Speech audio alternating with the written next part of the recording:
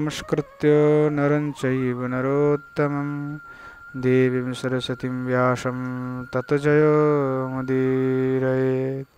बोलो श्री गौरचंद्र भगवान की जय। बोलो जय जय श्री राधे श्याम। শ্রী শ্রী চৈতন্য চন্দ্রোদয়ম।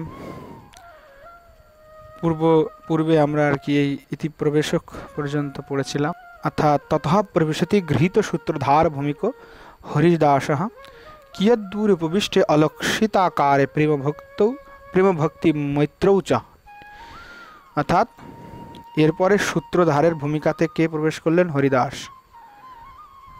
এবং কিছু দূর দূরে অলক্ষিতভাবে প্রেম ভক্তি এবং মৈত্রী উপবিষ্ট হয়ে আছেন।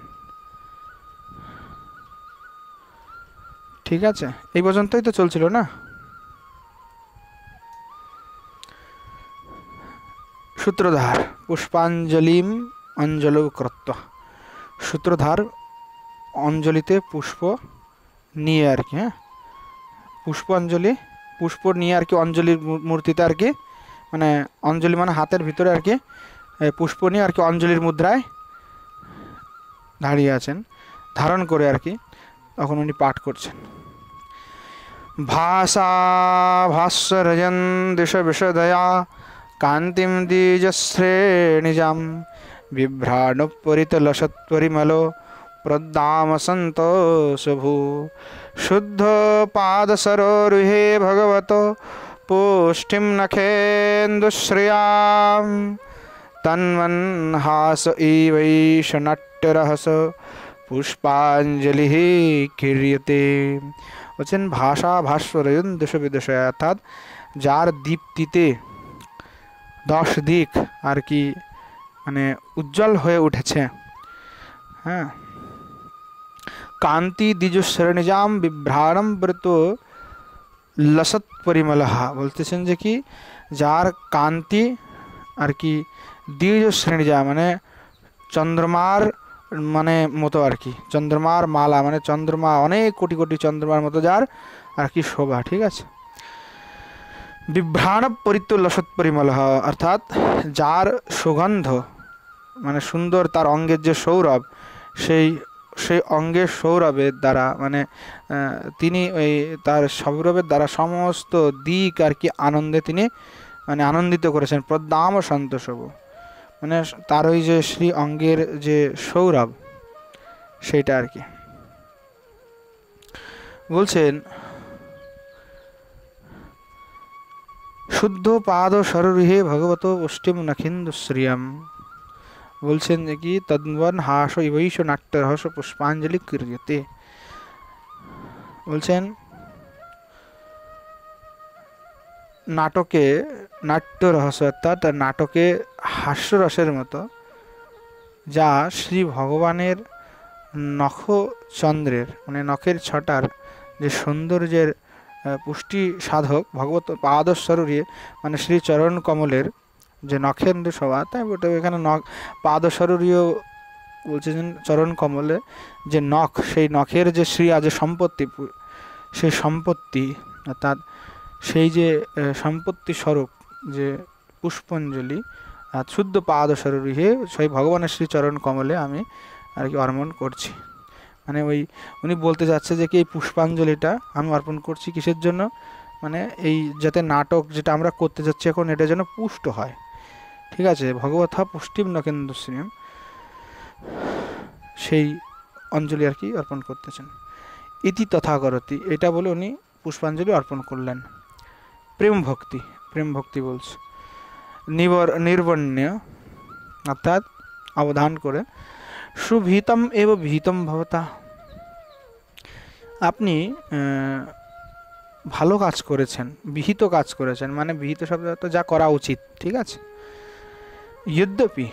যদ্যপি নেপথ্যে এব নান্দিপা পঠিতা, যদ্যপি নেপথ্যে নান্দিপাঠ হয়েছে, তথাপি রঙ্গ পূজা প্রসঙ্গেন ভগবত পাদ এব পুষ্পাঞ্জলি না, তথাপি নাটকের যে মানে স্তুতি প্রসঙ্গ রঙ্গ প্রসঙ্গ ছলে আপনি যে ভগবানের শ্রীচরণ কমলে পুষ্পাঞ্জলি দিলেন, এটা আসলে অনেক উত্তম কাজ হয়েছে। পোষ্য বৎস, পোষ্য বলছে বৎস দেখো দেখো, হারি কণ্ঠে শ্রবণ যুগলে কুণ্ডলী চাবতংসি স্রগ্ভি ভূয় সুরসি ভুজयो রঙ্গদি কঙ্কণী চ अप्युषीषि शिरोषि पदयोर नूपुरी नाट्यलक्ष्म्या मूतस्तेज भर इव पूर हरिदास प्रतीकः। তখন বলছে হারি কণ্ঠে শ্রবণ যুগলে কুণ্ডল, বলছে কণ্ঠে হার, শ্রবণ যুগলে কুণ্ডলী, কুণ্ডল, ঠিক আছে। চ অবতংসি, আর অবতংশ শিরে, কুণ্ডলী চ অবতংশ, কুণ্ডল আর অবতংশ।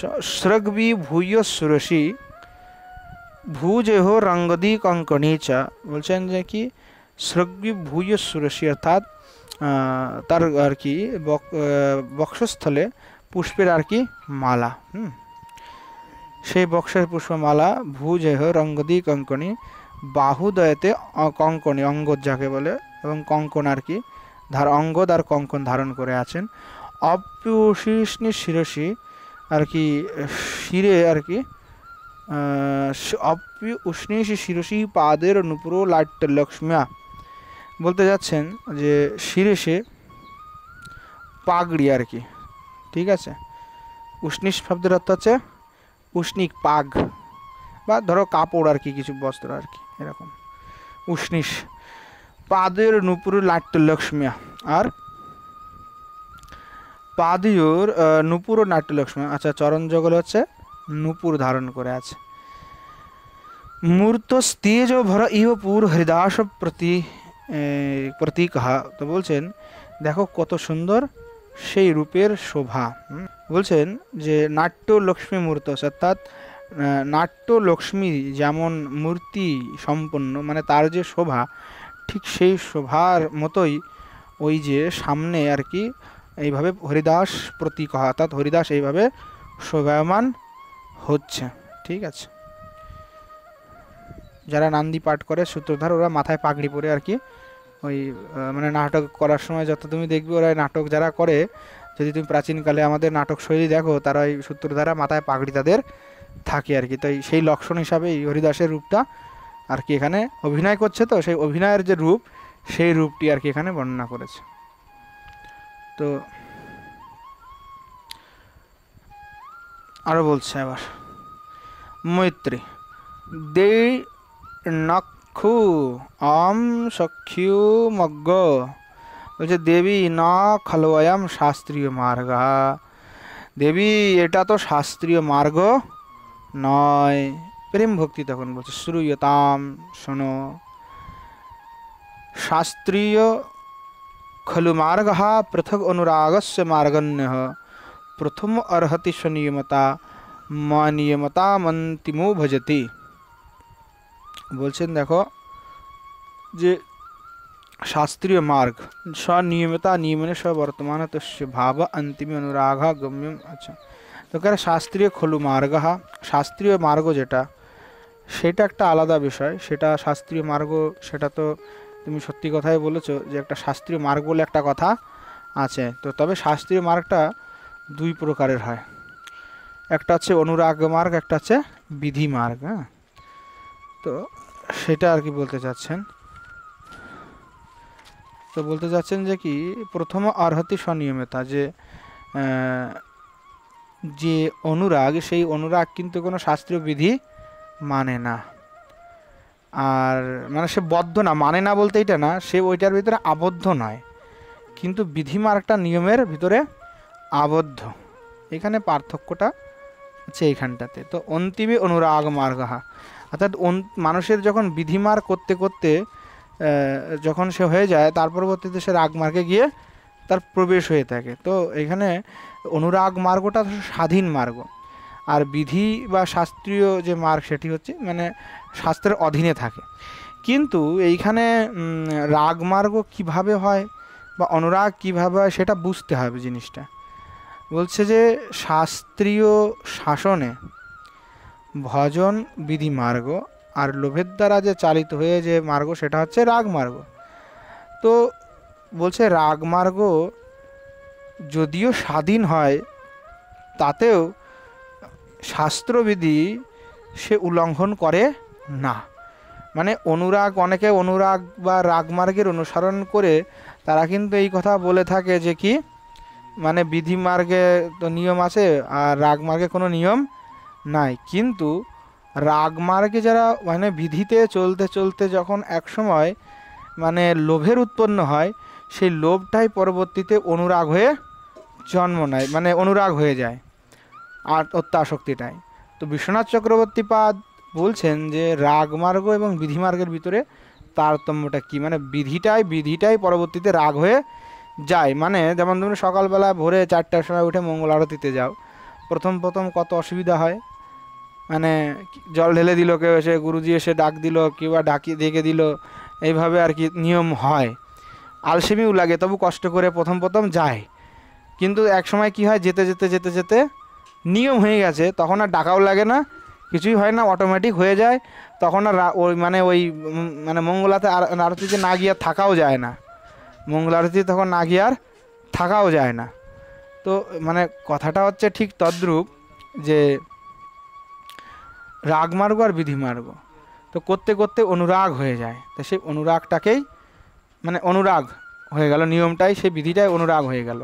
তো এগুলো অনুরাগ আর বিধির ভিতরে পার্থক্য। তো তাৎপর্য এটাই হচ্ছে যে কখনোই কারো শাস্ত্রীয় বিধি কখনোই উল্লঙ্ঘন করতে নাই। হ্যাঁ, বলছেন মৈত্রী তখন বলছে, অণি অদ্মগ্গেণ চলন্তস্য বিলম্বেণ জিহ্বা গম্যলাভ হই, অর্থাৎ অনিরত মার্গেণ চলত বিলম্বেনৈব গম্যলাভ ভবতি। বলতে চাচ্ছেন যে কি, শাস্ত্র বিধি বহির্ভূতভাবে চললে লক্ষ্য স্থিরটা অনেক বিলম্বেই হয়ে থাকে। শাস্ত্র বিধি বহির্ভূত নিয়মে চললে আসলে এখন আমি যদি একটা কথা বলি, এখন সবথেকে একটা বড় সমস্যা হয়ে গেছে যে সমাজের মানুষ এখন বেশিরভাগই ভাবভক্তিতে আর কি ডুবে আছে। এবার সেটা শাস্ত্রীয় ভাবভক্তি নয়, এবং মানুষের বর্তমানে চেতনা শক্তি খুব নিম্ন হয়ে গেছে। মানে তুমি যদি পূর্বের আচার্যদের দেখো, তাদের চেতনা শক্তি অনেক বেশি ছিল, তাদের বিচার, তাদের সিদ্ধান্ত প্রণালী অনেক হাই লেভেলে ছিল। কিন্তু বর্তমানে মানুষের ভিতরে কিন্তু সেই চেতনা শক্তির বিকাশ নেই। মানে তাদের বুদ্ধি কিন্তু সেই উচ্চস্থ পর্যায়ের নয়, তাদের বুদ্ধিটা অনেক মানে নিম্ন পর্যায়ের, এবং বুদ্ধিটাও মানে একটা গণ্ডির ভিতরে বদ্ধ হয়েছে। তারা মানে বেশি বিচার করতে পারে না, মানে তাদের বুদ্ধির শক্তিটা খুব কম। যেমন এইখানে যে কথাটাগুলি বলছে সেই হিসাবে আমি আর কি ব্যাখ্যা করছি যে আসলে বর্তমান সিচুয়েশানটা কেমন।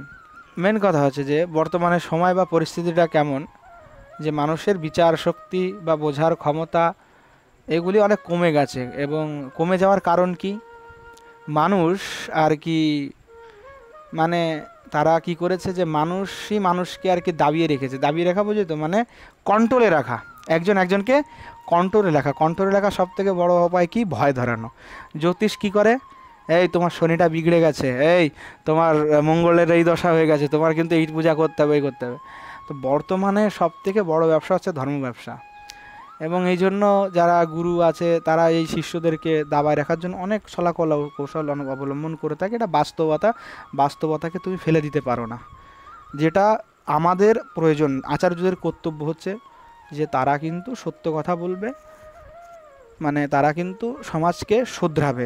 আচার্যদের কাজই হচ্ছে এটাই। কারণ ভারতের যদি সিস্টেম তুমি দেখো, ভারতে কিন্তু গভর্নমেন্ট ছিল না, ভারতে ছিল কি, রাজা শাসন। রাজাদেরকে শাসন কে করতো, গুরু করতো। গুরু রাজা মানে রাজা কিন্তু গুরুর অধীনেই থেকে শাসন করতো। গুরু কিন্তু অঘোষিত রাজা, সে রাজা আর গুরুকে মহারাজ। তো অর্থাৎ যে রাজা ছিল সে মহারাজের আজ্ঞা অনুসারে চলতো। তো অর্থাৎ দণ্ডবিধান থেকে নীতি নির্ধারণ সব কিছু কে করবে, মহারাজ করবে। কিন্তু গদ্দিতে কিন্তু উনি বসে নাই। কিন্তু সাধুর চরিত্রটা কেমন, আজকাল যে অনেকে বলে সাধুর ক্রোধ হওয়া উচিত না। তুমি যদি পুরাণ আদিতে দেখো, সাধুর শনে রুষ্ট শনে তুষ্ট, রুষ্টতুষ্ট শনে শনে। সাধুদের স্বভাব এরকম। তুমি বিশ্বামিত্র দেখো, অত্যন্ত ক্রোধী, একদম কিছু বললেই। তুমি ভাগবত পড়ো, দুর্বাসা কী ক্রোধী ব্যক্তি হয়। বেশিরভাগ যত মুনি আছে তাদের বেশিরভাগই শনে রুষ্ট শনে তুষ্ট। কিছু একটু হলো সাথে সাথে ক্রোধ হয়ে যাবে, আবার যখন ক্ষমা টমা চেয়ে নিল তখন সাথে সাথে আবার তারা কিন্তু একেবারে শান্ত হয়ে যাচ্ছে। কিন্তু এখন কি হয়ে গেছে যে সাধুরা আগে পূর্বে সাধুরা যে নির্দেশ দিয়েছেন বা পথ দেখিয়েছেন, সেই পথ থেকে আমরা অনেকটা সরে এসে গেছি। এবং সরে এসে এসে আমরা এত সহনশীল হয়ে গেছি এবং এতটা অন্তর্মুখী হয়ে গেছি যে সমাজটা একেবারে গুলিয়ে গেলেও আমরা কিছু বলবো না, মুখ চুপে থাকতে হবে। এটা হচ্ছে বর্তমানে সাধুর একটা মানে নিয়ম হয়ে গেছে। সাধু বলতে কি বোঝায়, যে মারলে কলসির কানা তাইলে চুপ থাকতে হবে, মানে কলসির কানা মারবে নিতাই চাঁদ হতে হবে। যদি আমি যখন বলি তা ভগবান রামচন্দ্র কেন তাড়কাকে মারলো, সে তো কী করেছিল, সে যজ্ঞ নষ্ট করছিল, মানে অধর্ম কাজ করছিল, রাবণ মেরেছে। তখন যখন বলবো যে রাবণ মেরেছে, রাবণকে তাড়কাকে মেরেছে বা রাক্ষসকে মেরেছে, যারা যারা অনৈতিক কাজ করেছে তাদেরকে হত্যা করেছেন প্রভু, করেছেন না, মানে শাসন করেছেন। বা মুনি ঋষি যারা আছে, আমি দেখি যে মুনি ঋষিদের কথাই বলি, যে মুনি ঋষিদের দিকে যদি একবার দেখা যায় যে কোনো কেউ একটা উল্টাপাল্টা কাজ করলো, মুনি ঋষি কিন্তু তৎক্ষণাৎ ফটকার দিল, এই তুমি এই কাজটা করা উচিত নয়। রাজাকে পর্যন্ত ছাড় দেয় নাই তারা। মানে পরীক্ষিতের মতো বড় একজন মহারাজ, সে তার মানে কি করলো, সে গিয়ে ঋষির গলায় সাপ ঝুলিয়ে দিল বলেই তার ছেলে যে এটা দেখেই ক্রোধিত হয়ে গেল, হ্যাঁ আমার বাবার সাথে এরকম করলো। কোনো মহারাজ টহারাজ দেখার সময় নাই, সে কিন্তু ওখানে জল নিয়ে একেবারে সাপ দিয়ে দিল। কেন দিল? তার কাছে সামর্থ্য আছে, সে দিয়েছে, তার বিশেষ তার পাওয়ার আছে, সে করেছে। পূর্বে তুমি যেখানেই দেখবে যে ইন্দ্রদুম্ন রাজা যে জগন্নাথ মন্দির বানালো, তাকে শ্রাপ দিল না সাধুরা? কেন দিল? সে উদ্দণ্ড করেছে, তার জন্য দিয়েছে। বেনের চরিত্র দেখো, যেখানে সে উল্লঙ্ঘন করেছে সাধুরা তাকে মিলে একেবারে সাজা দিয়েছে। শাসনকর্তা হলো সাধু। কেন? শাস্ত্রের জ্ঞাতা হলো সাধুরাই। সাধুরা সমাজকে কন্ট্রোল করে, সমাজকে গঠন করার পেছনে মহাত্মাদেরই হাত। কিন্তু বর্তমানে সেইটা এখন বদলে গেছে, আমরা সেই বিচারধারা থেকে সরে গেছি। একটা সমাজকে গঠন করার জন্য সাধুদের এখন কী হতো, সাধু মানে হচ্ছে সে শুধু ওই গুফায় বসে কীর্তন করবে, আর সামনে তাকে যদি দুইটা তুমি লাথি মেরে দাও তাহলে সাধু কিছু বলবে না, হাত জোড়ে থাকবে, তুমি কলসির কানা মারেছো, ব্যাস আমি চুপচাপ শান্তিতে আছি, কিছু বলা যাবে না। তো এই যে জিনিস হয়ে গেছে, এই জিনিসের জন্য মানে সাধুর বা মহাত্মা কে, সেই বিচারটা আমরা আমাদের মতো করে নিয়েছি যে এইভাবে মনে হয় সাধুরা হতে হবে। কিন্তু যদি আমি বলি যে নিতাই চাঁদ তিনি তো ভগবান, তাই না, ঈশ্বর। জগাই মাধাইকে তিনি ঐশ্বরিক তার পাওয়ার দ্বারা, তিনি তাদের ঐশ্বরিক ক্ষমতার দ্বারা তিনি তাকে তার মাইন্ডটাকে ডাইভার্ট করেছে। তুমি কিন্তু আমি পারবো না, কিন্তু সে ভগবান, সে কিন্তু যে কোনো কিছু জীবের ভিতরে পরিচালনা করতে পারে, সে কিন্তু করেছে তার শক্তির দ্বারা, ঐশ্বর্যের দ্বারা। তুমি বলছো যে উনি প্রেমের দ্বারা করেছেন, না, অত সহজ নয়। বাইরে থেকে দেখা যাচ্ছে প্রেমের দ্বারা করেছেন, কিন্তু ভিতর থেকে মাইন্ড ডাইভার্ট ভগবানই করেছেন, যে এইভাবে তোমাদের করা উচিত। তার মানে এই নয় যে আমরা অন্যায় দেখে একেবারে চুপ থাকবো, কোনো কিছু বলবো না। মহাপ্রভু কাজী যখন বললো হরিনাম করতে দিব না, শত শত মশাল নিয়ে কি তিনি ঝাঁপিয়ে পড়েন নাই? পড়েছেন কি না? রাজা প্রতাপ আদিত্য কি জগন্নাথ মন্দির রক্ষা করার জন্য যুদ্ধ করেনি? করেছে। তাহলে কথা হচ্ছে যে ভগবান রামচন্দ্র তিনি রাক্ষসদের বধ করেছেন। কেন করেছেন? তারা পাপী তাপী, তারা ধর্মের বিরুদ্ধে কাজ করেছে, তিনি করেছেন। এখন কেউ যদি তোমাকে বলে কোথায় রামচন্দ্র আর কোথায় আপনি, দেখো এইখানে গুলিয়ে যায়। যখন তুমি নিতাই চাঁদ কানায় কলসির কানা মেরেছে, তখন যখন বলছো যে নিতাই মেরেছে বলে সাধুদেরকে এটাই করা উচিত, সাধুদের চুপ থাকা উচিত, তো সাধুরা তো নিতাই চাঁদ নয়, নিতাই চাঁদ তো ভগবান। তাহলে রামচন্দ্র যদি ভগবান হয়, তাহলে তার যদি নীতিটা আমরা গ্রহণ করতে না পারি, কারণ শাস্ত্র তো বলছে রামচন্দ্রের প্রত্যেক নীতিটাই গ্রহণ করা উচিত, তিনি মর্যাদা পুরুষোত্তম, তার যত নীতি আছে সেই নীতি গ্রহণ করা, এবং কৃষ্ণ যা বলেছে সেই নীতিগুলি গ্রহণ করা। তো সেই নীতিগুলি তো আমরা ভুলে যাচ্ছি। শুধু নিতাই চাঁদকে দেখলে হবে না, সিদ্ধান্তকেও আরও দেখতে হবে, যে যেখানে যদ্রূপ সেইখানে তদ্রূপ করতে হবে। তো এই যে একটা জিনিস যে সমালোচনা বা আমরা যেটাকে বলি যে শাস্ত্র সিদ্ধান্ত বিধি, কারণ বর্তমানে সব থেকে বড় একটা সিস্টেম হয়ে গেছে, মানুষের কাছে ধারণা হয়ে গেছে যে আমি যেটা বলছিলাম যে মানুষের বিচার শক্তি, বিবেচনা শক্তি, চৈতন্যের বিকাশ একেবারেই নাই। মানে যেমন পূর্বে যারা আজ থেকে 100 বছর 200 বছর আগে যারা জন্ম নিয়েছেন, মাধ্যাচার্য, নিম্বারাচার্য, যারা 500-600 বছর আগে জন্ম নিয়েছেন, ওনাদের যে চৈতন্য বা ওনাদের যে জ্ঞান বা বিচার প্রণালী ছিল, সেই বিচার প্রণালী এই একবিংশ শতাব্দীতে এসে ওইটা চলবে না। কেন চলবে না? তারা যদি ওই বিচারগুলি আমি এখন এখানে বসাতে চাই, তোমাকে সাধু বলে কেউ গ্রহণই করবে না প্রথমত। কারণ তারা তীব্র সমালোচনা করেছেন। কাদের সমালোচনা করেছেন? শঙ্করাচার্য। তুমি যদি দেখো মায়াবাদ, শঙ্করাচার্য যখন স্থাপন করেছেন তার মতের, প্রত্যেকটা মতের খণ্ডন করেছে। মত খণ্ডন বলতে কি? সমালোচনা করেছে। সমালোচনা ছাড়া তো খণ্ডন হয় না। রামানুচার্য সেই মায়াবাদের খণ্ডন করতে গিয়ে শ্রীভাষ্য লিখলেন, সেখানে শঙ্করাচার্যের মতের পূর্ণভাবে সমালোচনা করলেন যে এইটা ভুল, ওইটা ভুল, এইটা ঠিক নয়, এটা বিচারটা ঠিক নয়, এটা ভুল হয়েছে, এটা শাস্ত্রের সাথে মিল খাচ্ছে না। উনি সমালোচনা। মাধ্যাচার্য, রামানুচার্য, বলদেব বিদ্যাভূষণ, বলদেব বিদ্যাভূষণের তত্ত্বদীপিকা পড়ে দেখো, 21টা মত টোটাল ভারতের যে আছে, মিনিমাম মোটামুটি 21টা মত প্রচলিত ছিল দর্শনে। 21টা প্রায় মতকে উনি একেবারে খণ্ডন করে ধুয়ে দিলেন যে এই সমস্ত যে মত আছে সব ফালতু, আলতু ফালতু সিদ্ধান্ত, এগুলো মানাই যাবে না। তো এটা কি হলো? সমালোচনা হলো। সমালোচনার কি প্রয়োজন জগতে সেটা আগে বুঝতে হবে। নিন্দা একটা আলাদা বিষয়, সত্য একটা আলাদা বিষয়, সমালোচনা একটা আলাদা বিষয়। সমালোচনার খুব বিশেষ প্রয়োজন সমাজের জন্য। কারণ দেখো, একটা লোক চুরি করলো, তুমি যদি একটা লোক শাস্ত্রের বিরুদ্ধে গিয়ে একটা হত্যা করলো, কিছু রেপ করলো, তাহলে তুমি কি সেই ব্যক্তিকে বলবে না যে এই কাজটা তোর অনুচিত হয়েছে, বা তুমি জীব হত্যা করো না, এই যে কথাটা বললো যে তোমার এই কাজটা পাপ হয়েছে, তো এটা সমালোচনা হয়ে গেল যে ও জীব হত্যা করেছিল তাই তুমি নিষেধ করলে। তো নিষেধ করাটা উচিত। যদি সমাজে যদি সমালোচনা বন্ধ হয়ে যায়, সমাজে যদি প্রতিবাদ বন্ধ হয়ে যায়, তাহলে সেই সমাজ কী হবে? নষ্ট, ভ্রষ্ট হয়ে যাবে। সেই সমাজ কখনোই আগে বাড়বে না, কারণ উচ্ছৃঙ্খলতা বাড়তে থাকবে। যেমন রাজা বেন, সে নিজেকে ভগবান বলে বলতো, সে বলতো যে রাজাই ভগবান। সে সব জায়গায় প্রচারও করেছে, সে কিন্তু শাস্ত্র যুক্তি দিয়েই প্রচার চালিয়েছে, যে বলেছে বেদে রাজাই ভগবান, সমস্ত দেবতা রাজার ভিতরে স্থান করে, সে প্রমাণ দিয়েছে শাস্ত্রের। তাহলে সেও কিন্তু শাস্ত্রের এই যুক্তি প্রমাণ দিয়ে লোক সমাজে একটা প্রচার করলো যে কি আমি ভগবান, আমি রাজা ঈশ্বর। কিন্তু সাধুরা কি করলেন? তার এই সিদ্ধান্তের বিরুদ্ধে গিয়ে তারা তার তীব্রভাবে সমালোচনা করলেন। তার সাথে তাদের আলোচনা হলো যে তুমি ভুল কথা বলছো, এই মূর্খ, তোমার সিদ্ধান্ত ভুল। তারা কিন্তু তাকে শাস্তি স্বরূপ কী করলেন? তাকে একেবারে অভিসম্পাদ দিয়ে শেষ করে দিলেন। তো সমাজে এই যে আজ বিশৃঙ্খলতা, সমাজে আজ এই যে দৌরাত্ম্য অসাধুদের, সেই দৌরাত্ম্যের কারণ হচ্ছে সাধুদের চুপ থাকা। যখন সৎ লোক চুপ থাকবে, তখন অসৎ লোকেরা কিন্তু তাদের সেই কার্য উদ্ধার করতে থাকবে।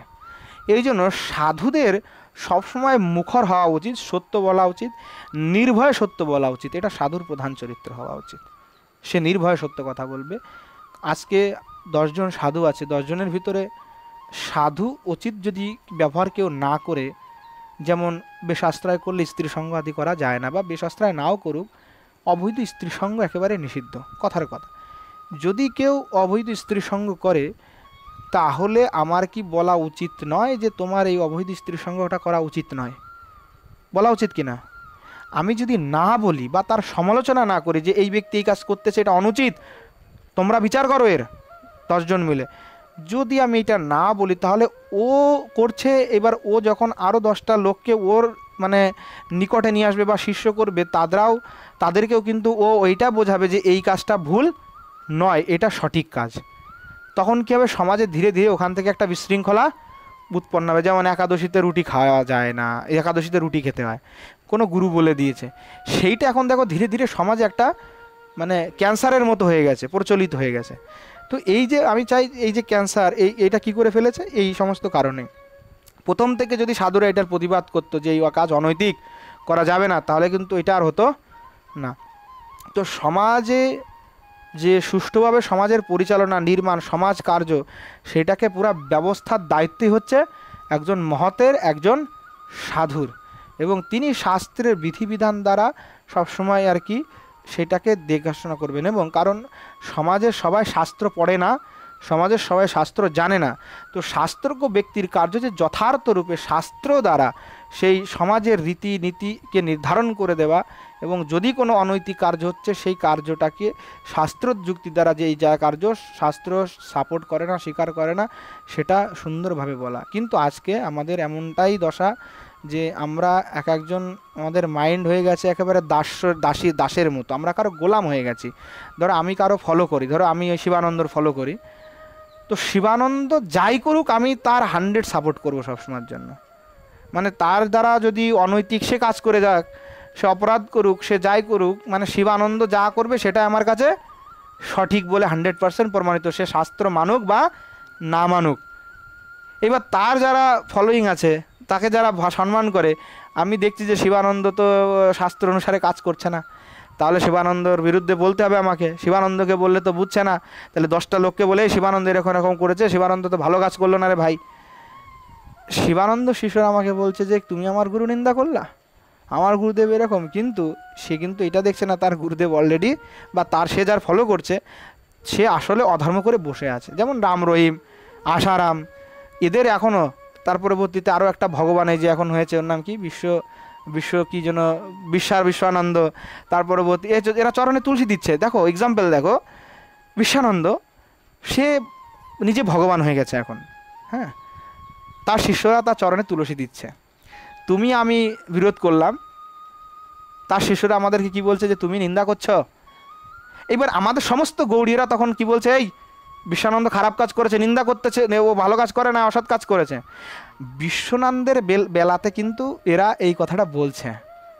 যদি নিজের গুরু কোনো এরকম অনৈতিক কাজ করে তখন কিন্তু কেউ আর কোনো কথা বলবে না। তখন যদি অন্য কেউ বলে যে এইটা তোমার গুরু ঠিক করে নাই, অনুচিত কার্য করছে, তখন তারা আবার কিন্তু পাল্টি মেরে যাবে যে তুমি গুরু নিন্দা করলে আমার। কিন্তু তুমি যে কয়েকদিন আগেই বিশ্বানন্দের নিন্দা করলে যে উনি চরণে তুলসী দিচ্ছে, এটা অনৈতিক কার্য হচ্ছে, শাস্ত্রের বিরুদ্ধে কাজ হচ্ছে, তখন তো কথা হচ্ছে যে এই যে আমরা কারো পক্ষ নিয়ে আছি, মানে আমি কারো গোলাম হয়ে গেছি। পক্ষ নেওয়া মানে কোনো আমার বিচার বুদ্ধি শেষ। আমি কারো যখন পক্ষ নিলাম তখন আমার বিচার বুদ্ধি কী হলো, পুরো শেষ হয়ে গেল। কিন্তু শাস্ত্র এই কথাটা এখানে বলতে চাচ্ছেন যে মৈত্রী, যে নিজে স্বেচ্ছাচারিতার দ্বারা কোনো কিছু হবে না, তোমাকে শাস্ত্র মানতে হবে। মানে মেন কথা হচ্ছে যে মানুষের ভিতরে ভ্রম, প্রমাদ, বিপ্রলিপ্সা, কারণা, পাটব দোষ আসতে পারে। 4 প্রকারের দোষ প্রত্যেকটা আমার ভিতরেও আসতে পারে। আমি রঘুনাথ শাস্ত্রী, আমার ভিতরেও আসতে পারে, শিবানন্দ, গৌর, যে কারোর মধ্যে আসতে পারে। ভ্রম, প্রমাদ, বিপ্রলিপ্সা, কারণা, পাটব শুধুমাত্র ভগবানের ভিতরে এটা আসে না, আর সবার ভিতরে আসে। তো এই 4 দোষের ভিতরে যে কোনো দোষ কারোকে আসলে তখন সে কিন্তু এই ধরনের অনৈতিক কার্যের সাথে জড়িয়ে পড়তে পারে। তো এই ক্ষেত্রে আমরা এটা বলতে পারি না যে কেউ একেবারে পূর্ণ শুদ্ধ হয়ে যাবে। তো এই জন্য যে শাস্ত্রই আমাদের প্রকৃত গুরু। শাস্ত্র ভগবান এই জন্য মানিয়েছে যে শাসন এতিথি শাস্ত্র, যা শাসন করে তাই শাস্ত্র। এবং শাস্ত্র এই জন্য বানানো হয়েছে যাতে মানবগণ প্রত্যেকেই একটা বাউন্ডারির ভিতরে থাকে, অর্থাৎ যে কোনো ব্যক্তি এসে যাতে সে নিজের স্বেচ্ছাচার করে যাতে সে এই স্বেচ্ছাচারিতা সমাজে প্রতিষ্ঠিত না করতে পারে, এই জন্যই ভগবান বানিয়ে দিলেন কি শাস্ত্র, যাতে এই শাস্ত্রের বিরুদ্ধে গিয়ে যদি কেউ কোনো কাজ করে তাহলে লোকে বা অন্য আচার্য তখন তাকে বলতে পারে যে তো এই ব্যক্তি শাস্ত্র অনুসরণ করে চলছে না, তাই এর সিদ্ধান্তকে মানা যাবে না, চলবে না।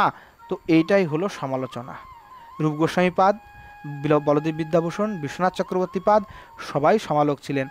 যারা আচার্য হয়েছেন, রামানুজাচার্য, শঙ্করাচার্য, নিম্বার্কাচার্য, বল্লভাচার্য, মহাপ্রভুর সমালোচনা ছাড়া কখনোই অন্য সিদ্ধান্তের স্থাপন করা যাবে না, এটা বহুত প্রয়োজন। এবং এই সমালোচনা বা প্রতিবাদ যদি সমাজে বন্ধ হয়ে যায় তাহলে সমাজে সেই দিন মনে করবে যে পাপীর সংখ্যা, অধার্মিকের সংখ্যা সেদিন হু হু করে বাড়বে, তাদের রাজত্ব বাড়বে, যে তারা তখন নির্বাধে আর কি তাদের এই অধর্মটি প্রচালিত করতে পারবে। কারণ সামনে প্রতিবাদ করা, তাদের অপকর্মের সমালোচনা করা, বিরোধ করার মতো লোক আর কেউ থাকবে না। তো তাকে এই সমালোচনাটিকে কখনো নিন্দা বলা যেতে পারে না। নিন্দা আলাদা একটি বিষয়, ঠিক আছে, সেটা বুঝতে হবে। নিন্দা, সমালোচনা, এবার পরচর্চা ইত্যাদি আলাদা বিষয়। পরচর্চার বিষয়টা হলো কি, পরেকে নিয়ে চর্চা থাকা, আমি অপর বিষয়ে চর্চা করছি, কিন্তু অপর বিষয়ের চর্চা সে কি করলো না করলো ওইটা আমার চর্চার বিষয় নয়। আমার চর্চার বিষয় হচ্ছে সে শাস্ত্র মেনে কাজ করেছে কি করে নাই। সে নিজে অনাচারী দুরাচারী হয় আমার তাতে কোনো অসুবিধা নাই, কিন্তু সে যদি সমাজকে তার ওই দুরাচারী অনাচারিত সমাজে সে দিতে চায়, সেই অপসিদ্ধান্তগুলি সমাজে প্রতিষ্ঠিত করতে চায়, তখন আচার্য হিসাবে কর্তব্য সেই ব্যক্তির চর্চা করে সেই ব্যক্তির খণ্ডন করা। এবং পাঞ্চরত্রে ভারদ্বাজ সংহিতাতে স্পষ্ট করে বলা হয়েছে প্রত্যেক আচার্যের কর্তব্য যে সে বৈষ্ণব ধর্ম রক্ষার জন্য অন্যান্য ধর্মগ্রন্থের অধ্যয়ন করে অন্যান্য আচার্যদিগের খণ্ডন করবে, এবং এই কাজ আচার্যের প্রধান কর্তব্য, এবং শাস্ত্রীয় মতকে সে প্রতিষ্ঠা করবে। এইটা একজন আচার্যের প্রধান কর্তব্য। যদি সে না করে তাহলে সে তার কর্তব্য থেকে বিচ্যুত হয়ে গেল। আর এইটা করলে তার কী লাভ হবে? ভগবান বলছেন সে সাক্ষাৎ গোলকে যে আমার কাছে উপস্থিত হবে যদি এইটা কেউ করে। তো এই জন্য এই বিষয়ে কোনো সন্দেহ নাই। তো সমাজে সবসময়ের জন্য শাস্ত্রকে মেনে অবশ্যই চলতে হবে, শাস্ত্রবিধি ছাড়া কোনো কিছু মানলে হবে না। তাই মৈত্রী বলছে যে অনিয়ত মার্গেন চলতো বিলম্বিনৈব গম্যলেব ভাবভবতি, অর্থাৎ যদি তুমি শাস্ত্র মার্গে না চলো তাহলে তোমার সিদ্ধি লাভ বহুত দেরিতে হবে, নাও হতে পারে, এটাই বলছে। প্রেমভক্তি তখন বলছেন যে কি বলছেন যে দেখো যারা ইদম অনৈকান্তিকম, বলছেন যে কি যারা ঐকান্তিক নয় তাদের ক্ষেত্রে এ কথা প্রযোজ্য হয়, মানে যারা ঐকান্তিক ভক্ত নয়। তো এই কথা বলতে চাচ্ছেন বন্যাসুতরণে শরণীর জবেন গম্যম নয়ত্যনিয়তাপি ন সহজ কুটিলেষু পুনর নদী প্রবাহস্বতি নিয়তাপি। বলছেন যে কি যে বন্যার জলে নৌকায় পথে অপথে চলাটা অনিয়ম হলেও গন্তব্যস্থানে পৌঁছানোটা অনেক সহজ হয়ে যায়, ঠিক আছে। কিন্তু স্বাভাবিক যখন মানে স্থিতিটা যখন স্বাভাবিক, যখন বন্যা নেই তখন মানে নদীতে মানে জলটা বেশি নাই, যদি অনিয়ম মানে স্বাভাবিকভাবে জলটা চলছে নিয়মিতই, তথাপি মানে গন্তব্যস্থানে চলাচল করাটা কি হয়, একটু বিলম্বেতেই হয়। নদীটা তো নিয়ম মাফিকই চলছে, কিন্তু তথাপি সেই মার্গটা দূরে যেতে পারে, কারণ বন্যা হলে সেখান থেকে বেরিয়ে চলে যাওয়া যাবে, সেখানে কোনো নৌকা মানে নদী লাগবে না, কিন্তু অন্য সময় নদীর প্রয়োজন হবে।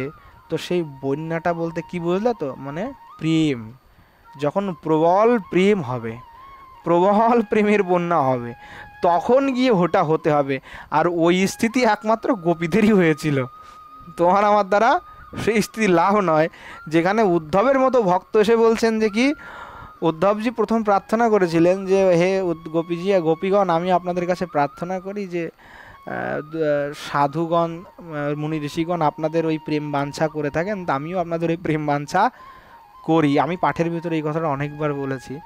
বিশ্বনাথ চক্রবর্তী বা দোফানের টিকা লিখছেন যে উদ্ধবজি প্রথমে যখন ওই কথাটা বললেন, তার পরবর্তীতে উনি চিন্তা করছে যে আসলে আমি কি কথাটা ঠিক বললাম। তখন উনি আবার মানে ওই শ্লোকটা বললেন যে আশামহ চরণের রেণুজুষামহংসম বৃন্দাবনে কিমপি গুল্ম লতৌষধীনাম। তখন উনি বলছেন হে দেবী ক্ষমা করবেন, আমার ভুল হয়ে গেছে, আমি বিচার করতে পারিনি। যে সাধু মুনি ঋষিদের সেই দুর্লভ যে প্রেম, তারাও যার কামনা করে কিন্তু পায় না, সেই প্রেমের বাঞ্ছা করার মতো সামর্থ্য আমার নেই। তাই আমি আপনাদের ওই বৃন্দাবনের কোনো লতাগুল্ম হতে চাই, এই আশীর্বাদটুকু করবেন যেন সেই তৃণগুল্ম লতা হয়ে জন্ম নিতে পারি, আর আপনাদের শ্রীচরণ ধুলি যেন আমার মাথায় মস্তকে এসে পড়ে, মাথায় এসে পড়ে, ওটাই আমার জন্য সবথেকে শ্রেয়স্কর হবে, আমি আর কোনো কিছুই চাই না। তাৎপর্য হলো যে উদ্ধবের আদির জন্য সেই যে প্রেম, মহাপ্রভু বলছেন ব্রজের সেই প্রেম অত সহজ নয়, সে দুর্লভ, ব্রজের প্রেম পাওয়া যান। এই জায়গার প্রশ্নেতেই মহাপ্রভু বলেছেন যে ব্রজের ওই ভাব কেবল গোপীদেরই লভ্য, সেইটা সহজ সবার জন্য সুলভ কদাপিও নয়। তা এটা আমি ভাবতেও পারি না যে ওই গোপীভাব আমি প্রাপ্তি করতে পারবো বা প্রাপ্তির আমি যোগ্য। তাই ভাই আমি তো বিধিভাবেই চলতে চাই। এই মানে এই বন্যা আমার ভিতরে প্রেমের বন্যা নাই, প্রেমের বন্যা হলে তো সে পাগল হয়ে যাবে। যেমন রূপ হয়েছিল, যেমন সনাতন হয়েছিল, ধন বাড়ি টাকা পয়সা সব ছেড়ে দিয়ে একেবারে ভিখারির মতো এসে বৃন্দাবনে পৌঁছালো। হ্যাঁ, সামান্য এক 4 আনা পয়সা পর্যন্ত নিয়ে আসে নাই। আর আমরা তো বৃন্দাবনে এসে 10-20 কোটি টাকার মালিক হয়ে 2-3টা গাড়ি বাড়ি আর কত কিছু এসি রুম ঠুম নিয়ে বসে আছি। আর বেশ নিয়ে আসি কার? সনাতন গোস্বামীপাদের। আমি বলছি যে আমি কিন্তু সনাতন গোস্বামীপাদের বেশাস্ত্রয়ী, কিন্তু সনাতন গোস্বামীপাদের আদর্শ বা সিদ্ধান্তকে আমি একেবারেই মানে ধূলিসাৎ করে দিয়েছি। তাহলে কি আসলেই সেই গোপীপ্রেম প্রাপ্ত হতে পারে? একবার কি আমরা যদি চিন্তা করি, কোথায় রূপ সনাতন গোস্বামী, কোথায় তাদের সিদ্ধান্ত, কোথায় তাদের চলাফেরা, কোথায় তাদের খাওয়া দাওয়া, কোথায় তাদের আচার তাদের বিচার, আর কোথায় আমরা, তুলনা করা যায়? কখনো তুলনীয় হবে না। তারা আকাশে আর আমরা মাটির নিচে ওই অতলে ডুবে আছি এখনো। তারা অত ঊর্ধ্বে চলে গেছেন। আমাদের তো এখনো আমাদের শরীরের প্রতি বা এখনো মোহ কাটে নাই। বাকি বিষয় নিয়ে তো শরীরের জন্যই তো সমস্ত বিষয় আশ্রয় করে আছি। তো এটা অত সহজ নয় যতটা আমরা বলছি। তা বগলে 2-3খানা গাড়ি আর বাড়ি আর ব্যাংক ভর্তির টাকা নিয়ে মুখে সনাতন গোস্বামীপাদের ওই বাণী আওড়াইলে হবে না। ভালো না খাইবে, ভালো না পরিবে, অমানি মানত হয়ে মান দিবে, এই সমস্ত মুখের কথা বলে লাভ নাই। কাজে দেখাতে হবে। আর কাজে দেখাতে হলে নিজেকে ভিখারি হতে হবে।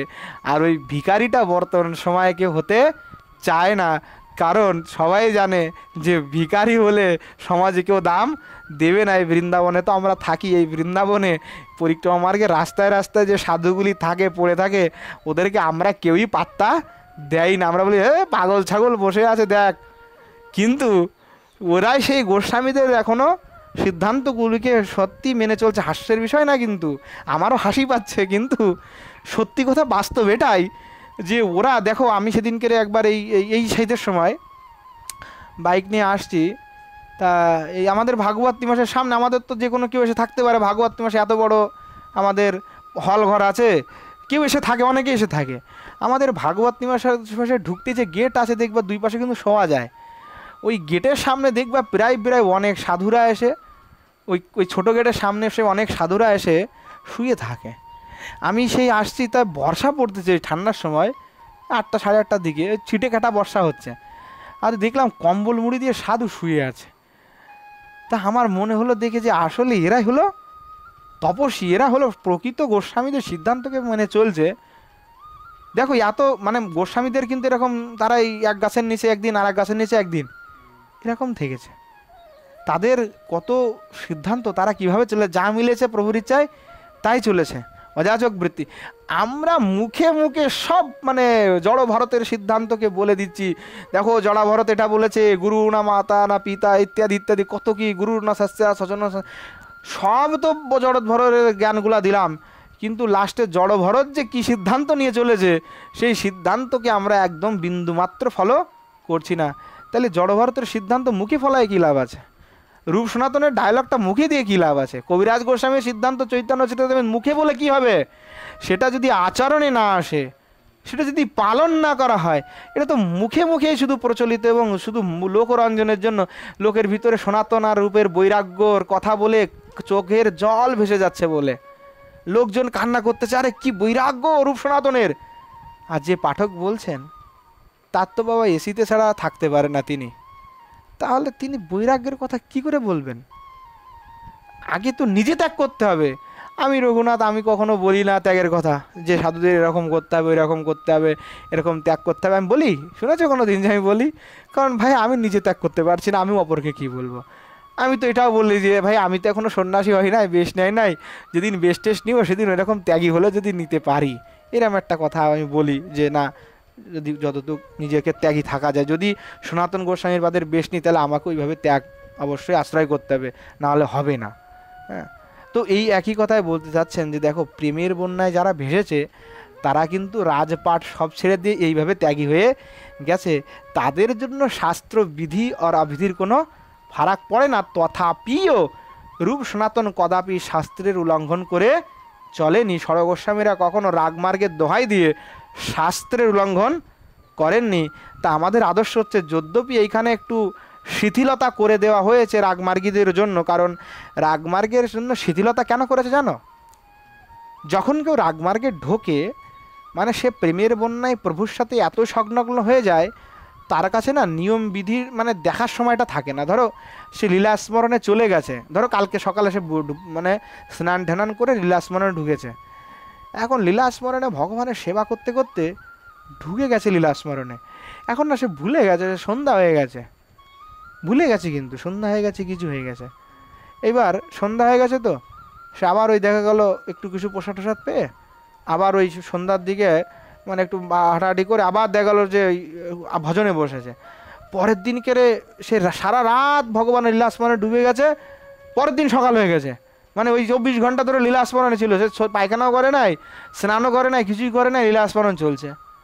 তাহলে কি হলো যে তার বিধিটা ছুটে গেল, স্নানটা ছুটে গেল, আহ্নিকটা ছুটে গেল। তাহলে কি হলো? বিধিমার্গটা ফলো হলো না। কিন্তু সে তো আসলে প্রেম ভক্তিতে ডুবেছিল, ভগবানের চিন্তা নিমগ্ন ছিল। তো অনুরাগ মার্গে এটা হয় বলে সেখানে শাস্ত্রের শিথিলতা হয়ে যায়, কারণ সে নিত্য সিদ্ধ হয়ে গেছে, তখন সাধন সিদ্ধ বলে তো এদেরকে, মানে সে সাধন সিদ্ধ হয়ে গেল। তো এই ক্ষেত্রে শাস্ত্র শিথিল হয়ে যায়, না হলে সবার জন্যই শাস্ত্র একেবারে মান্য, সবাইকে মানতে হবে। আজন্য আচার্যপাদেরা আমাদের রূপ সনাতনরা নিত্য সিদ্ধ হয়েও তারা শাস্ত্র আদিকে পালন করেছেন, মেনেছেন। উনি বলছেন যে তদ অলম অনয়া বার্তয়া শৃণুমস্তাবৎ কিয়ম প্রস্তৌতি।